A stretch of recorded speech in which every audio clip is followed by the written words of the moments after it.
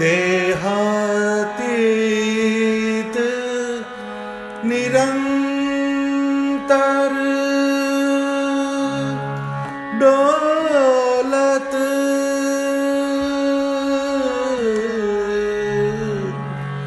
देहातीत निरंतर डोलत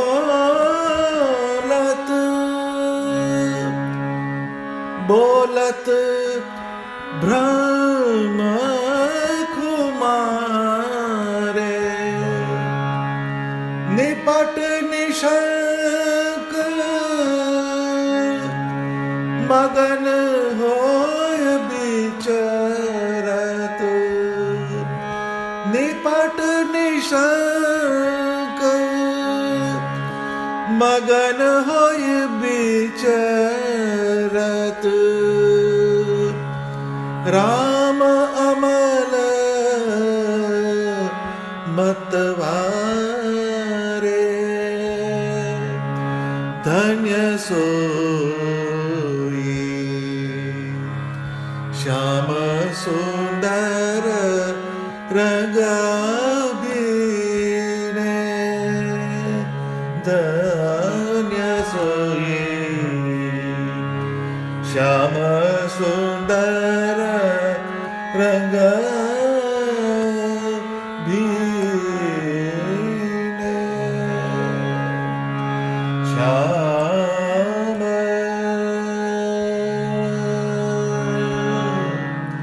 सुंदर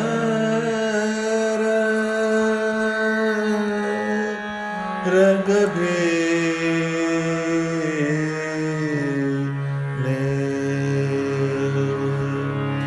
रंगभीने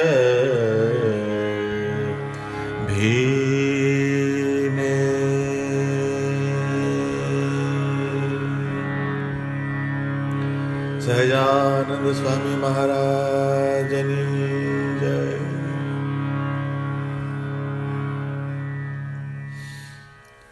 સૌ હરિભક્તોને મારા જય સ્વામિનારાયણ.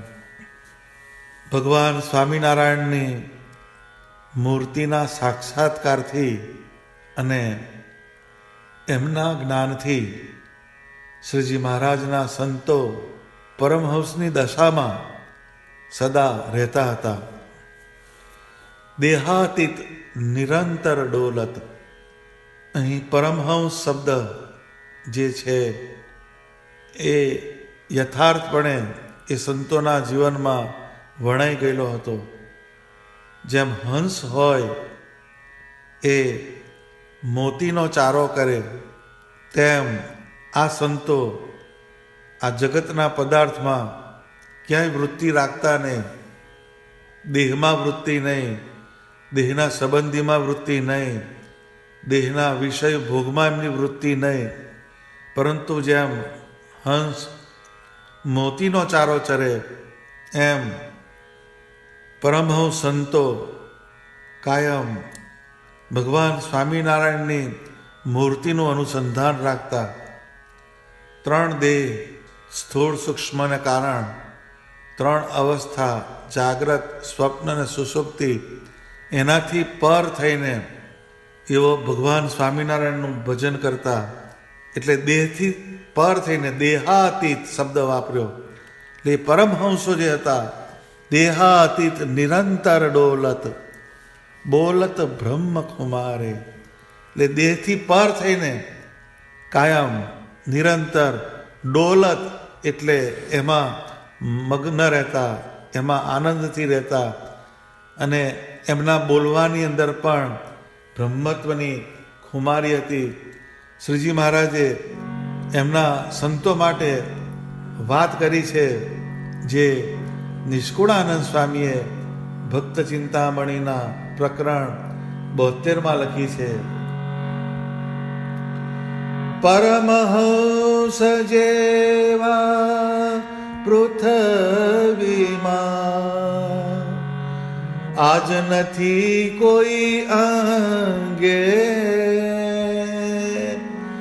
તન મનના સુખ ત્યાગી રાચ્યા છે પ્રભુને રંગે. ત્યાગ વૈરાગે ત્રણ લોકમાં, નાવે જોડે કોઈ જન.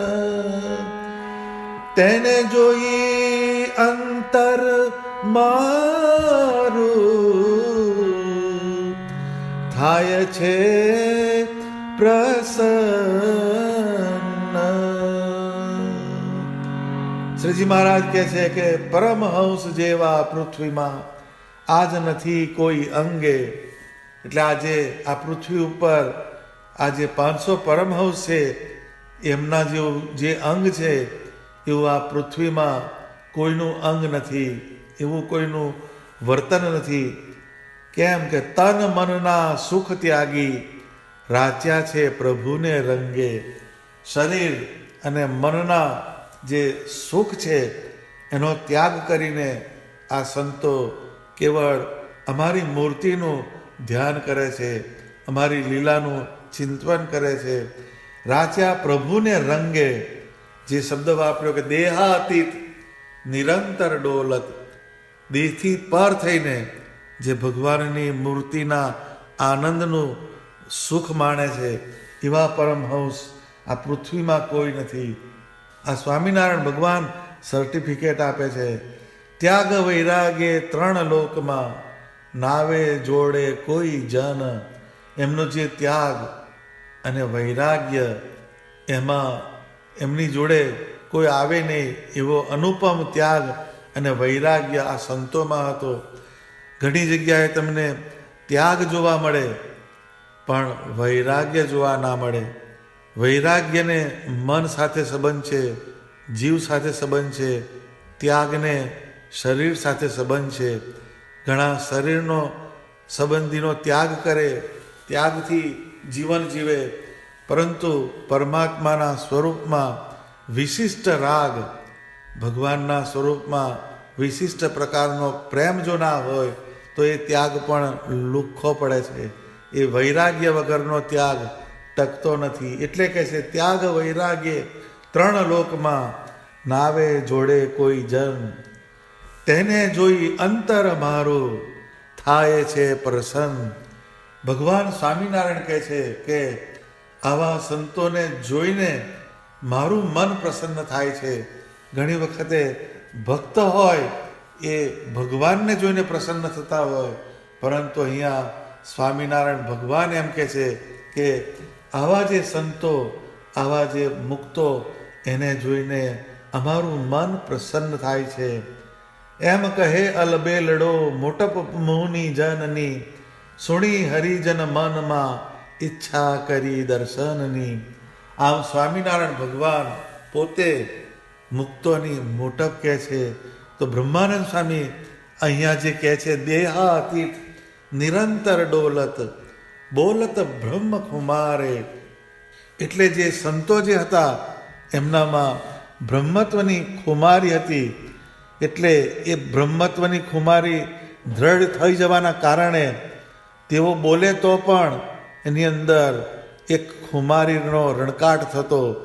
અને કોઈ પણ જીવને સ્વામિનારાયણ ભગવાનની મૂર્તિનો યોગ કરાવે અને જો એને સંશય થાય તો કહી દેતા કે આ સ્વામિનારાયણ ભગવાન છે, એમનો આશરો કરવાથી તારું રૂડું ના થાય, કલ્યાણ ના થાય, તો અમને બ્રહ્માંડ ભાંગ્યાનું પાપ છે. આવી ખુમારી ભરી વાતો કરીને અનેક જીવને નંદ સંતો કલ્યાણના માર્ગે વાળતા. શ્રીજી મહારાજે એ સંતોના જીવન એવા ઉચ્ચ પ્રકારના બનાવી દીધા હતા કે એ ત્રણ દેહથી પર એવી દશામાં જીવતા. એટલે દેહાતીત નિરંતર ડોલત, બોલત બ્રહ્મ કુમારે. તો સંતો જે હતા એ દેહથી પર થઈને કાયમ ભગવાનના અનુસંધાનથી વર્તન કરતા. નિપટ નિશંક મગન હોય બિચરત, રામ અમલ મત વારે. શબ્દોનો બહુ જુદો જુદો અહીંયા ડિસ્પ્લે છે. એની અંદર બહુ ઊંડા અર્થો સમાયેલા છે કે નિપટ નિશંક મગન હોય વિચરત. નિપટ એટલે પટ એટલે વસ્ત્ર, એટલે વસ્ત્ર વગરનું, એટલે ટ્રાન્સપરન્ટ. એમનામાં કોઈ પ્રકારનું કપટ નહોતું. તેઓ નિશ્ચલ હતા, નિશ્ચલ હતા. ટ્રાન્સપરન્સી હતી એમનામાં, પારદર્શકતા હતી. એ જે નંદ સંતો હતા એ જે અંદર હતા એ જ બહાર હતા, અને બહાર હતા એ જ અંદર હતા. જેમ વર્તન જુદું અને વાત જુદી, એવું એમનું જીવન નહોતું. આપણે ઘણીવાર સમાજની અંદર જોઈએ તો વ્યક્તિ બેડરૂમમાં જુદો હોય અને ડ્રોઈંગ રૂમમાં જુદો હોય. એવી રીતના એના વાણી અને વર્તનની અંદર ફેર હોય છે. તો આવા જીવને અંદરથી ચેન પડતું નથી, કારણ કે એ એક જાતનો મેન્ટલ ડિસઓર્ડર કહેવાય. એટલે જીવનની અંદર નિપટ પારદર્શકતા હોવી જોઈએ. કોઈ પણ વ્યક્તિ સામે જ્યારે તમે વર્તન કરો, વાત કરો, તો તમારું અંતરની અંદર જે ભ્રમણ ચાલતું હોય એ જ વસ્તુનું રિફ્લેક્શન બહારની સરફેસ પર આવવું જોઈએ. એ આ સંતોની અંદર મોટો ગુણ હતો. નિપટ નિશંક, એમનામાં કોઈ પ્રકારની શંકા નહીં. એ ગમે ત્યાં જાય તો નિશંક, બેફિકર ફરતા. એમને કોઈ જાતની અંદર શંકા નહીં. કોઈ જગ્યાએ ઉજ્જડ પ્રદેશ હોય, નિર્જન પ્રદેશ હોય અને ત્યાં સત્સંગ કરાવવા જાય તો એમને ખાવા મળશે કે નહીં, સૂવા માટેની જગ્યા મળશે કે નહીં, એવી કોઈ શંકા થતી નહીં.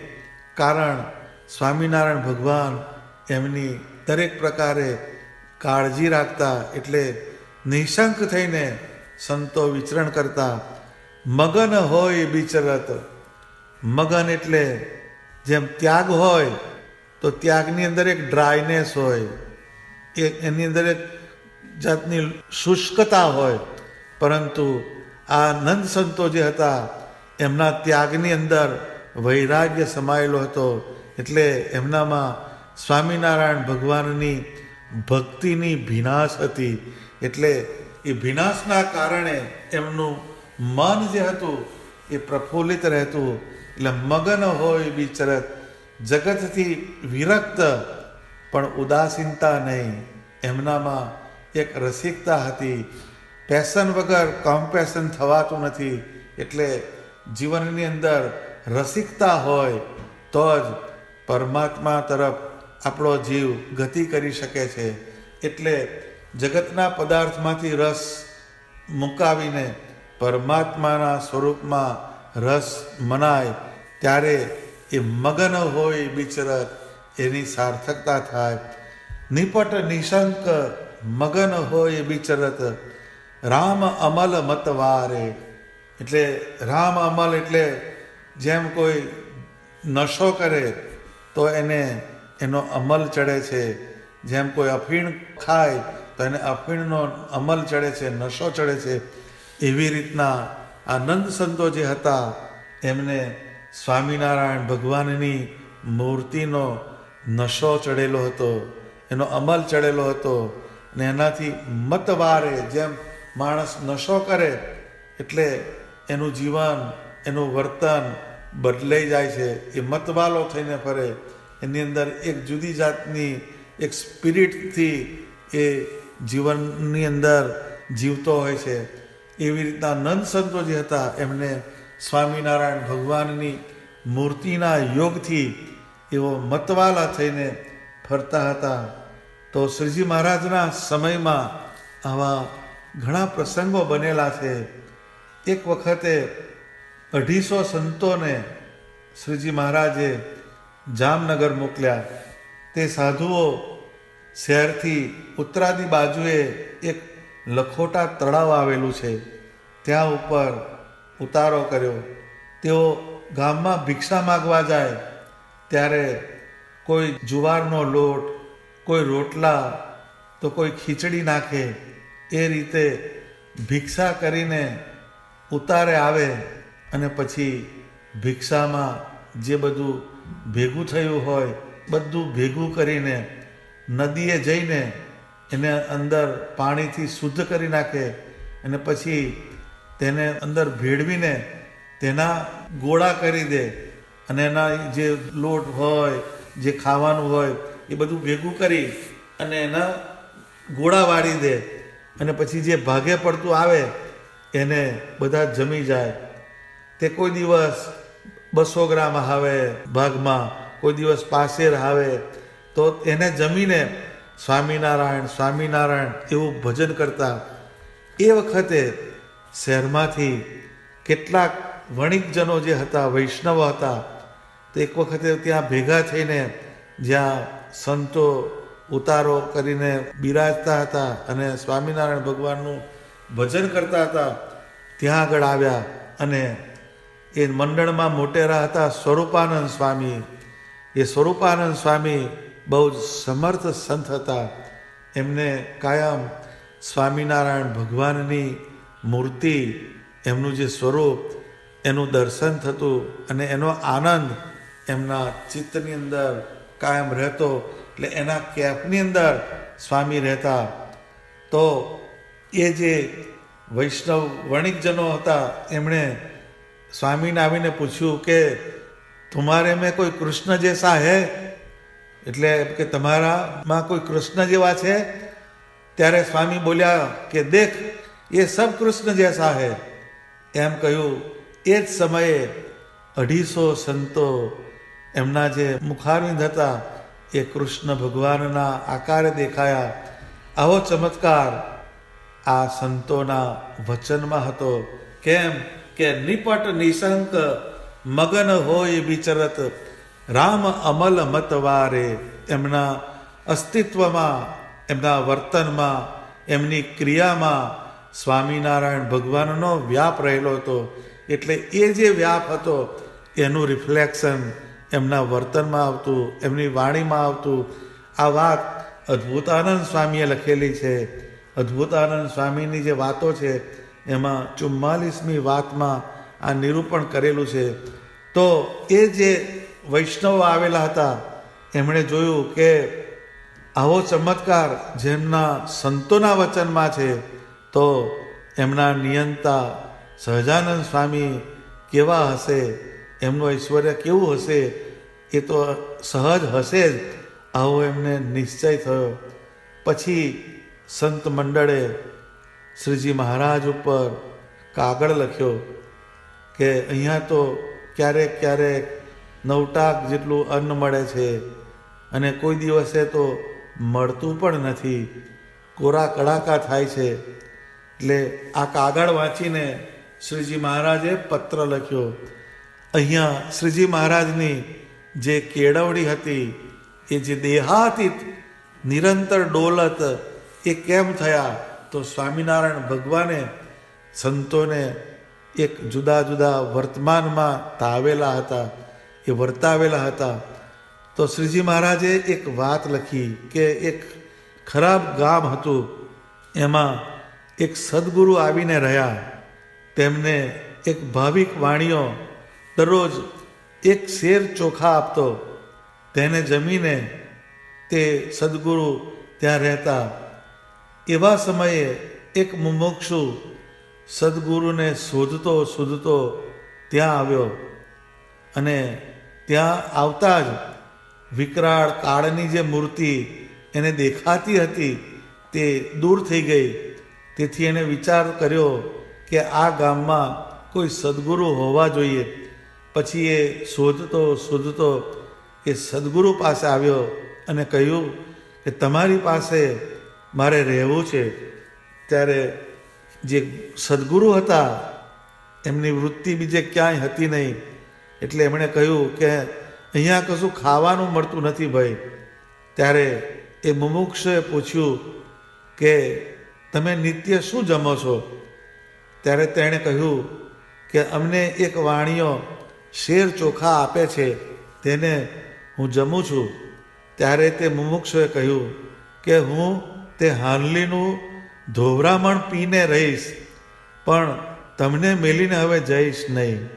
હવે એ જે વાત કરી એની અંદર તાત્પર્ય કેટલું છે કે જે હાનલીમાં ચોખા રાંધેલા હશે, ચોખા લઈ લે છેલ્લે જે થોડા ચોખ્ખા રહે ને પછી એને જે ધોવે, એ જે ધોવાનું જે પાણી હોય એને પીને પણ હું તમારી જોડે રહીશ. તો એ જે એની ખપની જે વાત છે એણે ભગવાને નંદ સંતોને કીધું કે આવી રીતનું એમ કે જે હાંડલીને ધોઈને એના પાણીને પીને પણ એક સમાગમ માટે સદગુરુ પાસે રહેતો હોય, તો જે મુમુક્ષુઓ મોક્ષ માટે આવો નિરાહારપણે રહે છે, તો તમને તો ટંકે આટલું થોડું પણ અનાજ તો મળે જ છે ને. આવો ઉત્તર નંદ સંતો ઉપર લખ્યો. એટલે સંતોને એ વાતનો ખ્યાલ આવ્યો. એટલે એ પત્રને બધા સંતોએ ભેગા થઈને વાંચ્યો અને બહુ જ હર્ષને પામ્યા. અને પછી વધારે ને વધારે વર્તમાન પાડવાની અંદર એ બધા તત્પર થવા માંડ્યા. આમ કરતાં 2 દિવસ 3 દિવસ થયા અને ત્યાં આગળ નદીએ સંતો બેસતા અને ભગવાનનું ભજન કરતા. એ સમયે જામ સાહેબ જે હતા એ પોતાની ઘોડાની વેલમાં બેસીને હનુમાનજીના દર્શન કરીને ત્યાંથી પસાર થતા હતા. એમને જોઈને બોલ્યા કે આ કોના સાધુ છે? ત્યારે એમના જે મંત્રી હતા એમણે કહ્યું આ સ્વામિનારાયણ ભગવાનના સાધુઓ છે. એટલે એ રાજાએ પૂછ્યું કે આ બધા સંતો જમતા ક્યાં હશે? તો એ મંત્રીએ કહ્યું કે શહેરમાં ભિક્ષા કરે છે. ત્યારે વળી રાજાએ પૂછ્યું કે આટલા બધા સાધુઓનું ભિક્ષાથી કેમ કરીને પૂરું થાય? એમ પૂછીને કહ્યું કે સવારે આપણે રસોઈ છે એમ કહો. ત્યારે તે મંત્રી આવીને સ્વરૂપાનંદ સ્વામીને કીધું કે સવારે રાજાની રસોઈ છે. તેને સાંભળીને સ્વામીએ કહ્યું અમારા ગુરુની આજ્ઞા નથી. ત્યારે એ મંત્રીએ કહ્યું રાજાની રસોઈ તો જરૂરથી લેવી પડશે. ત્યારે સ્વામીએ કહ્યું કે તમારું ગામ પડ્યું રહ્યું, અમે બીજે ગામ જઈશું. એટલે જે મંત્રીના વચનની અંદર જે આદેશ જેવું દેખાયું, એટલે એની અંદર પણ સ્વરૂપાનંદ સ્વામીએ પોતાનું સ્પિરિટ બતાવ્યું કે તમારું ગામ પડ્યું રહ્યું, અમે આગળ જઈશું. એમ સાંભળીને મંત્રીએ પાછા જઈને રાજાને કહ્યું. ત્યારે રાજાએ કહ્યું એમને કુરાજી નથી કરવા.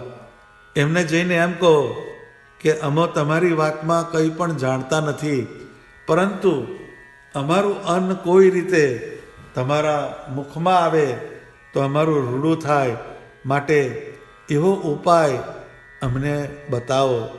એટલે એ મંત્રીએ પાછા આવીને રાજાનું જે વિનયપૂર્વકનું જે વચન હતું એ કહી સંભળાવ્યું.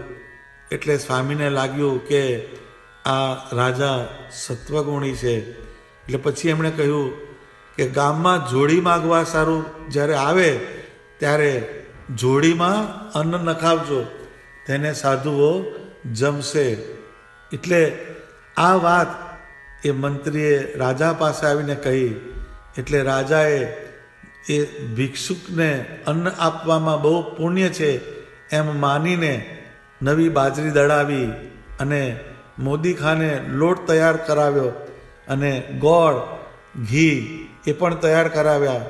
અને પછી નગરના દરેક દરવાજે માણસોને ઊભા રાખ્યા હતા.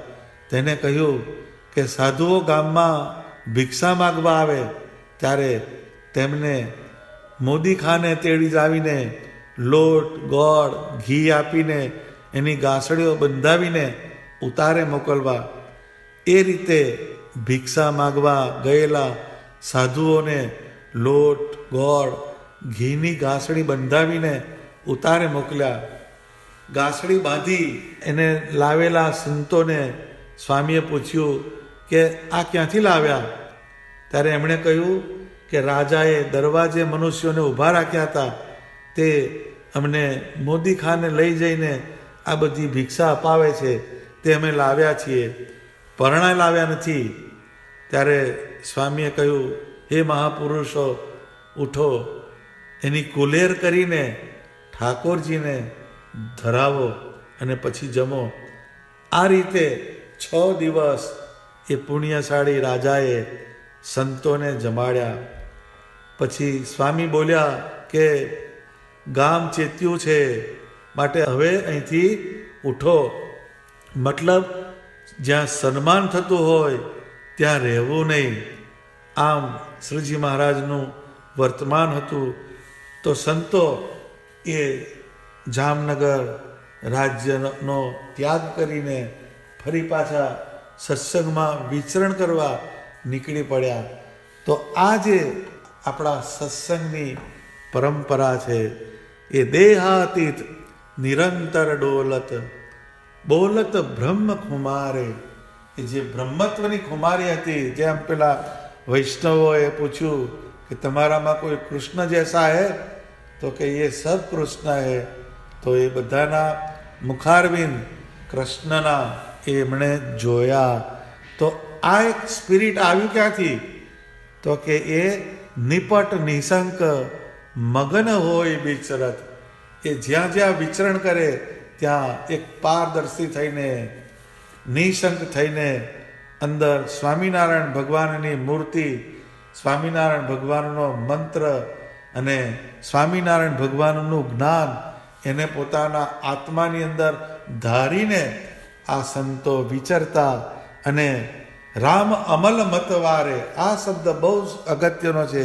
સ્વામિનારાયણ ભગવાનની મૂર્તિનો કેફ, એમના નિશ્ચયનો કેફ, એમની ઉપાસનાનો કેફ, એમના સર્વોપરીપણાનો કેફ એ એમના અંતઃકરણની અંદર વણાઈ ગયેલો હતો.